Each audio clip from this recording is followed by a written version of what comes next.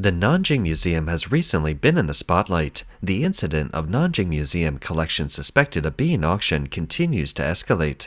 The cause of this incident is that a precious painting, which was donated many years ago, appeared at the auction. Friends, the story of one piece in the museum, one piece of my possession has come true. A precious ancient painting that should have been in the Nanjing Museum's collection has unexpectedly appeared at auction with an estimated price of 12.52 million. The more you dig, the more interesting this story becomes. Further investigation reveals that this painting was sold by the museum to a mysterious customer more than 20 years ago for only $967. And then today, there's a bombshell update. The media has investigated this $967 bargain and uncovered the inside story. This intricate tale could easily be made into two parts of a TV series, Antiquest's Mission Impossible. One netizen commented, "This customer is incredibly resourceful. He snagged a bargain for $967 and sold it for $12.52 million. The best investor of 2025. In 1959, Peng Zhenghe, grandson of the renowned modern Chinese actor Peng Laichen, along with his family, donated many precious ancient paintings and calligraphy to several state-owned cultural institutions, including the Nanjing Museum. The largest donation, totaling 137 sets, went to the Nanjing Museum. Then, in May 2025, a scroll painting titled Spring in Jingnan by the Ming Dynasty master Chu Ying suddenly appeared at an art auction in Beijing, with an estimated value of 12.52 million. Following a report from Peng Laichen's great-granddaughter Peng Shuling and intervention from the National Cultural Relics Department, the painting was withdrawn from the auction. Although the painting was withdrawn from the auction, the matter escalated. What happened next is predictable, as descendants seeing their family's treasured painting donated to the museum enter the auction process under unclear circumstances was unacceptable to anyone, naturally prompting them to investigate. Peng Shuling sued the Nanjing Museum, questioning how the famous painting Spring in Jiangnan, donated by his elders, had ended up in the art auction market. The elderly man firmly stated that he demanded the Nanjing Museum return Chu Ying's Spring in Jiangnan scroll and other donated ancient paintings that had disappeared from the Nanjing Museum. On June 28, 2025, Peng Shuling, based on a civil mediation agreement from Xuanyu District Court of Nanjing, went to the Nanjing Museum to verify the original pieces or sets of his family's donated collection. He was shocked to discover that 5 extremely valuable ancient paintings were missing. These included Qi Ying's Spring in Jiangnan scroll, as well as Zhao Guangfu's Double Horses scroll, Wang Shimin's imitation of Baiyuan landscape scroll, Wang Fu's Pine Breeze and Temple scroll, and Tang Yifen's colored landscape scroll. The Nanjing Museum only informed him on July 3rd, 5 days later, that the 5 donated pieces had been identified as forgeries more than 60 years ago and removed from the collection. They also claimed that the original pieces had been allocated and resold in the 1990s. However, despite this, the Nanjing Museum provided no clear documentation regarding the allocation or resale of these 5 paintings and remained silent. Peng Shuling stated, "The cultural relics my father and I donated to the Nanjing Museum in 1959 are all genuine treasures, not forgeries. If anyone suspects a forgery, they should notify us immediately so we can jointly verify the authenticity.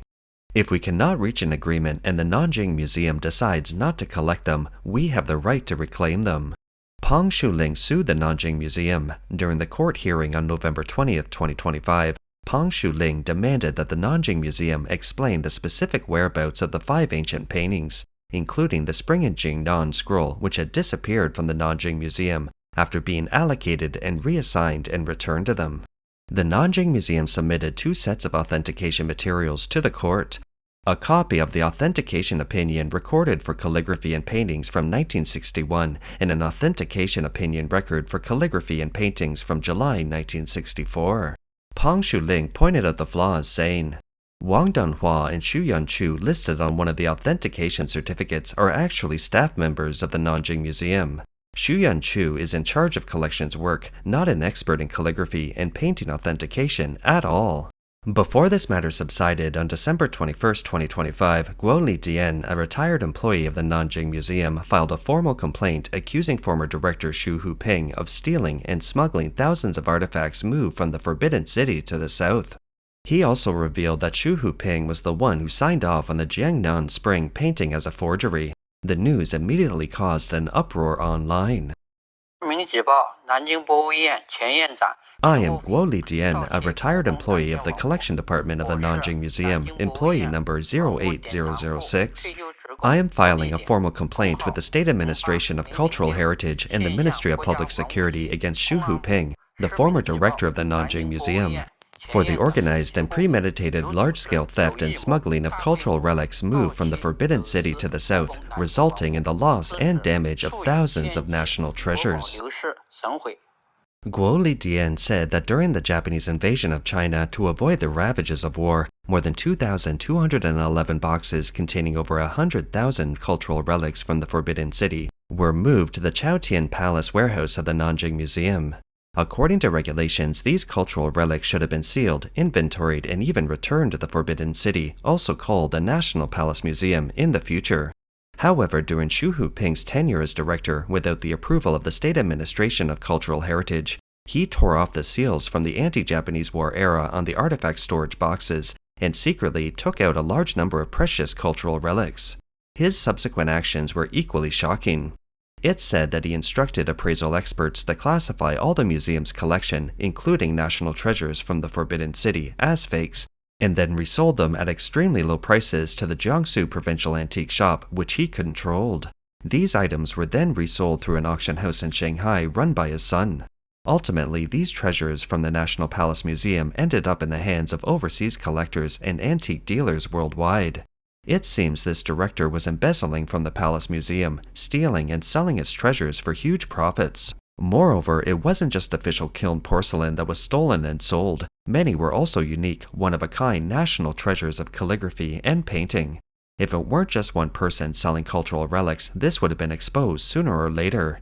Therefore, it's not difficult to conclude that some people were definitely protecting him behind the scenes. Guo Lijian revealed that Xu Huping, in order to cover up his problems, also gave away many precious paintings and calligraphy works to leaders of the Chinese Communist Party government, including the chief prosecutor of Jiangsu Provincial Procuratorate and Han Jianlin, the director of Jiangsu Provincial Anti-Corruption Bureau, thus escaping legal punishment. He even refused the National Palace Museum's long-term request to return cultural relics that had been moved south. The Palace Museum's treasures were thus sold off in large quantities, and it was impossible for employees not to know.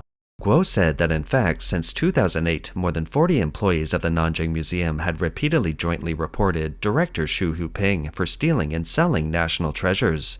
They even tried to get the reports into Xinhua News Agency's internal reports, but because Xu Huping bribed too many officials and the CCP's influence behind him was too great, the employees' reports ultimately came to nothing.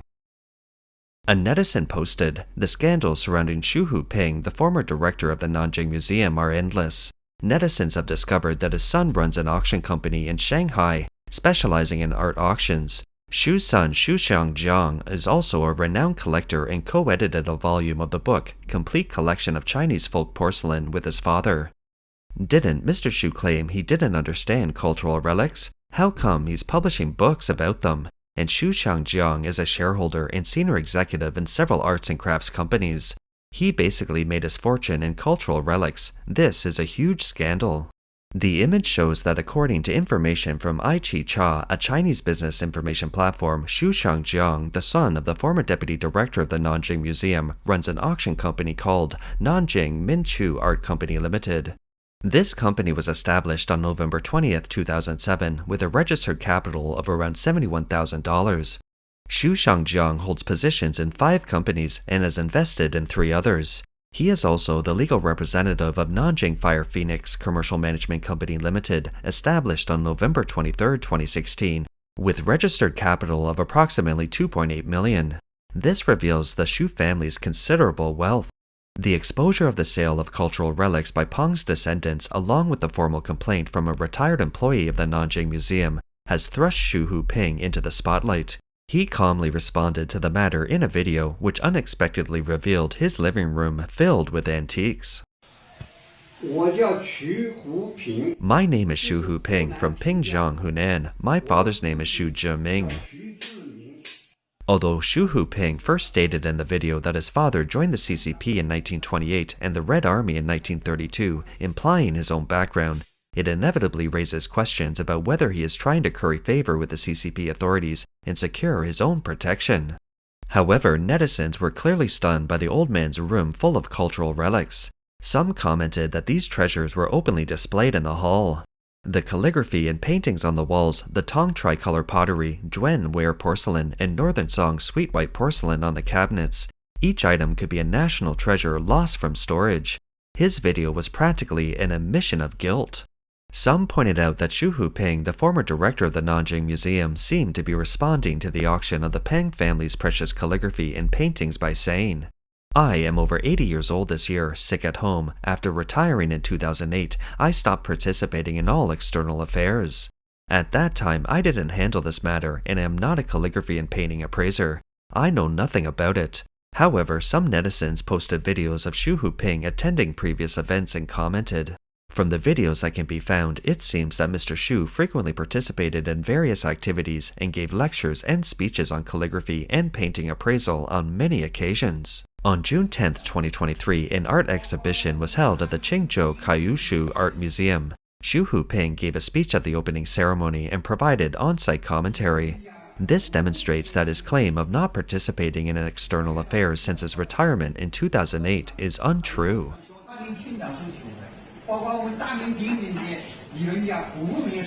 His lines, his dyeing, and his brushing are all quite up to standard. Second, his flower patterns are impossible for others to imitate. As the incident continued to escalate, Xu Huping ran into trouble. On the evening of December 23, 2025, Asia Weekly published a recording of a conversation between Xu Huping's neighbors.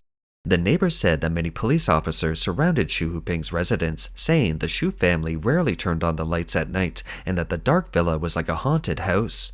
But the night before the incident, the Xu family's lights were on all night. The police cordoned off the area until the next day.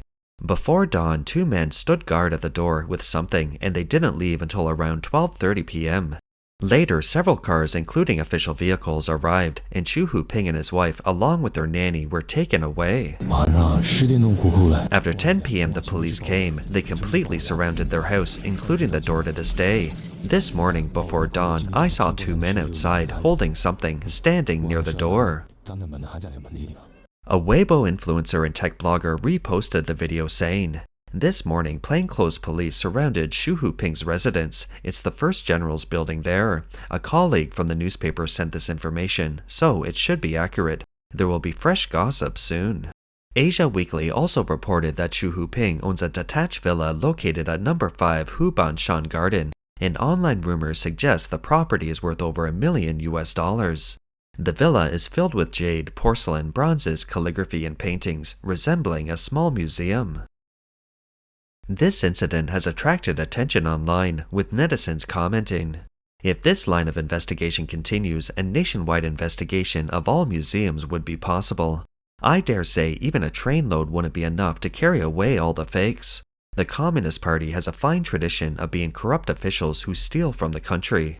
The Communist government won't conduct a thorough investigation. In the end, they'll just kill a few scapegoats. The vast majority of China's lost cultural relics were sold by the CCP itself, and also stolen by high-ranking officials, leaders, and their second and third generations through trickery and plunder, taking them abroad. The ongoing controversy has also changed many Chinese people's previously deeply ingrained perceptions. The British Museum holds approximately 23,000 artifacts from China, with about 2,000 on long-term public display. Many of these artifacts are considered priceless treasures, such as a Kongho Gui from the Western Zhou dynasty, the murals of Qingliang Temple in Qingtang County, Hebei Province, a Tang Dynasty copy of Gu Kaizu's admonitions of the instructress to the court ladies from the Eastern Jin Dynasty, and Tang Dynasty funerary tricolored pottery.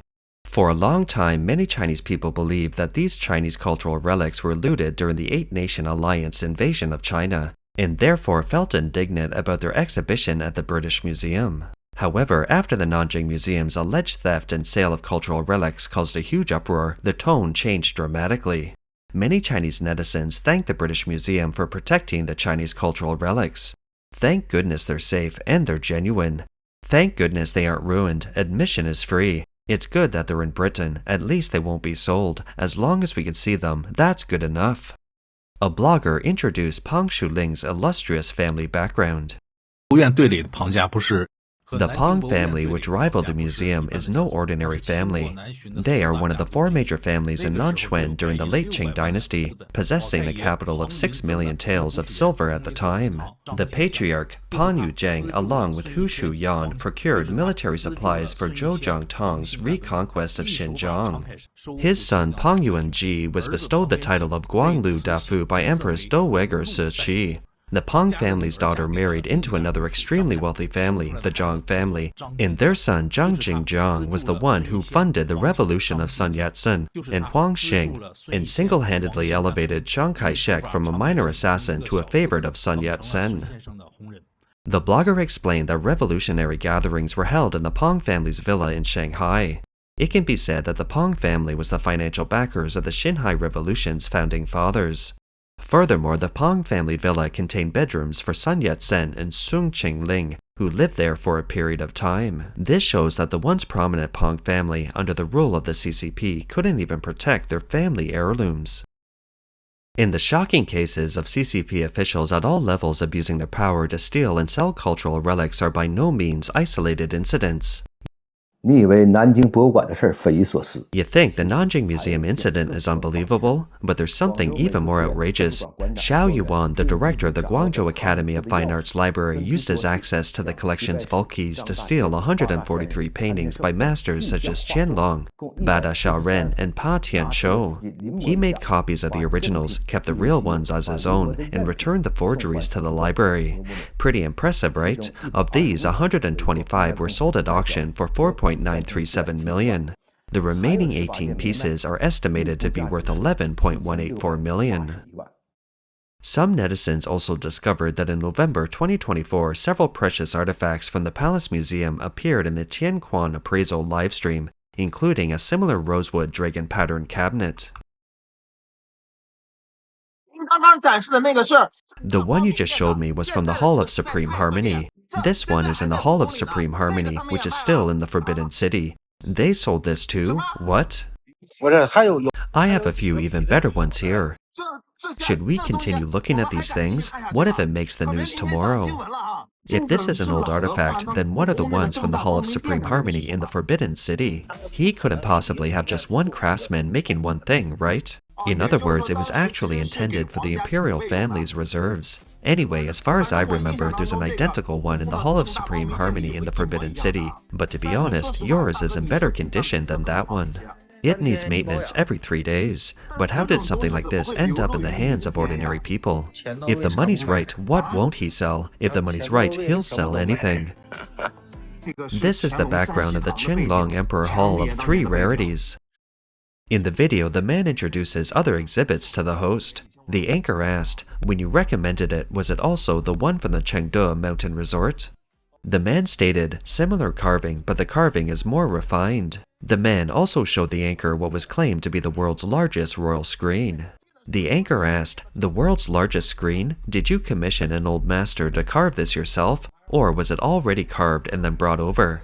The man said he had just appeared on national television and his collection was beyond price. These precious cultural relics are shocking to behold. Netizens commented, no wonder the deputy director of the Palace Museum was investigated. Others said, the warehouse manager of the Chengde Mountain Resort must have sold quite a few back then.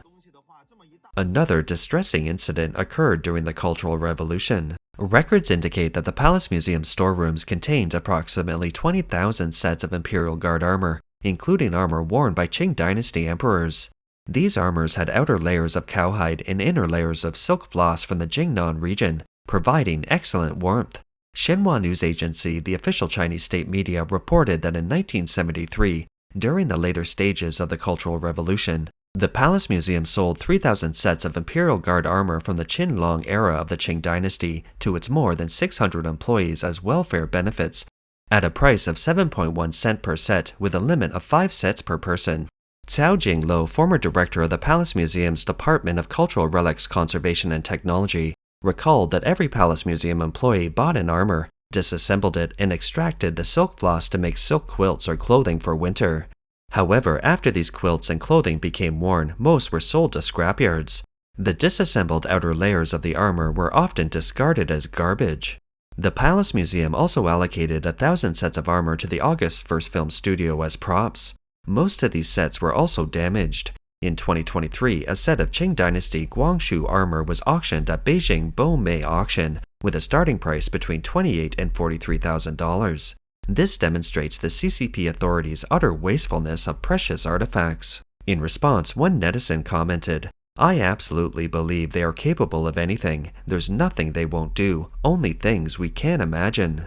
Compared to the CCP's Cultural Relics Department and officials' embezzlement and the CCP's crimes of destroying countless precious cultural relics under the guise of the Cultural Revolution's so-called Destroy the Four Olds, Palace Museum researcher Zhenbao Cheng recalled, "What happened in the Palace Museum during the 8 years of Japanese occupation of Beijing?